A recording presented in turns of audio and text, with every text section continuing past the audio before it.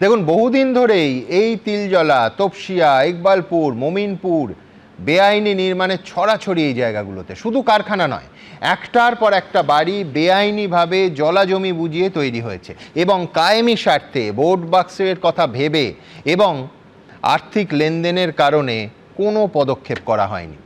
একেবারে ব্যক্তিগত অভিজ্ঞতা থেকে বলতে পারি, এই এলাকায় আগুনের খবর করতে গেছিলাম 1.5 দশক আগে। দমকলের গাড়ি সমেত সংবাদ মাধ্যমের গাড়িকে আটকে রাখা হয়েছিল ঘন্টার পর ঘন্টা। তিলজলা রোদে ঢুকতে দেয়া হয়নি, কারণ বহু তল, বিশেষ করে যেখানে আগুনটা লেগেছিল এবং কারখানা, পুরসভার স্যাংশন প্ল্যান ছাড়া তৈরি হয়েছিল। আগুন লাগলে তা নেভাতে দমকলকে ঢুকতেই দেয়া হতো না, একবার নয় বহুবার। এবং মেক নো মিস্টেক, শুধু তিলজলা বা তপসিয়া নয়, পোস্তা, বড়বাজার, ব্রেবন রোড, পোদ্দার কোট, কলকাতার বহু জায়গায় এই অবৈধ নির্মাণের রমরমা। মানা হয় না আগুন নেভানোর কোনো ব্যবস্থা। অতীতে এমন বহুতলে আগুন লেগেছে, এই চ্যানেলেই বারবার দেখিয়েছি, এখনও আজকেই দেখছিলাম আর্কাইভে রাখা আছে, যার ওপরের 3টে তলাই বেআইনি। ভাবতে পারেন?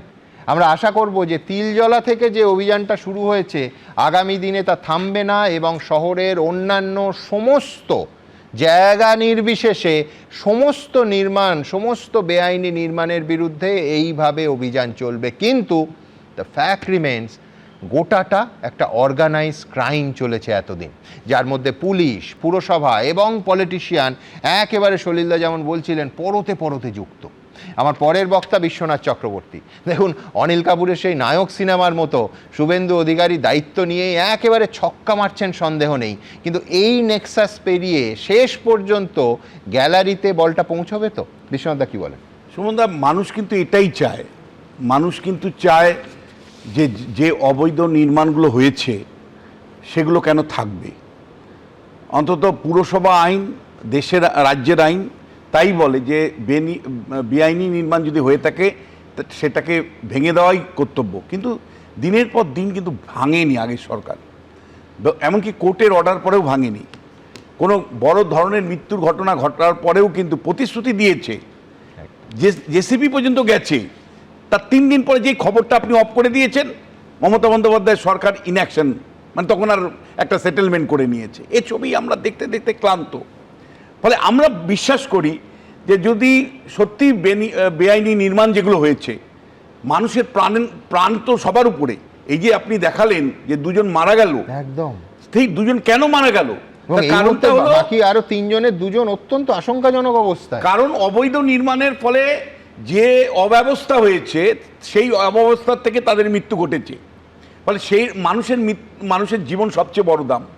ফলে শুভেন্দু অধিকারীর নেতৃত্বে যে সরকার চলছে, তারা যদি লাগাতার জেসিপি হোক বা বেআইনি নির্মাণগুলো ধ্বংস করে, মানুষ 2 হাত তুলে আশীর্বাদ করবে। মানুষ বলবে যে না, এই সরকার হয়তো এসা।